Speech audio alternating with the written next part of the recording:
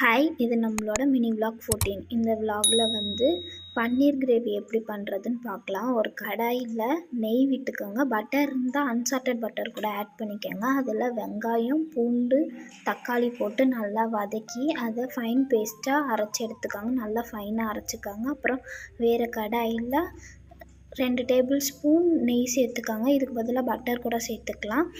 அப்புறம் அந்த பிரியாணி மசாலா எல்லாத்தையும் ஆட் பண்ணிவிட்டு அது பொரிஞ்சோடனையும் நம்ம கிரைண்ட் பண்ணி வச்சுருக்க பேஸ்ட்டையும் ஆட் பண்ணிக்கோங்க. அது நல்லா கொதித்து வந்தோடனையும் மிளகாய்த்தூள், உப்பு போட்டு அந்த ராஸ்மெல் போனோடனையும் பன்னீர் ஆட் பண்ணி தேவையான அளவு தண்ணி ஊற்றி கொதிக்க விட்டு இறக்குனீங்கன்னா பன்னீர் கிரேவி ரெடி. இது வந்து சப்பாத்தி கூட, இட்லி, தோசை, சாதத்து கூட டேஸ்ட்டாக இருக்கும். நம்ம வீடியோ பிடிச்சிருந்தா லைக் பண்ணுங்கள், சப்ஸ்கிரைப் பண்ணி நாளைக்கு ஒரு வீடியோவில் பார்க்கலாம். டாட்டா, பாய்.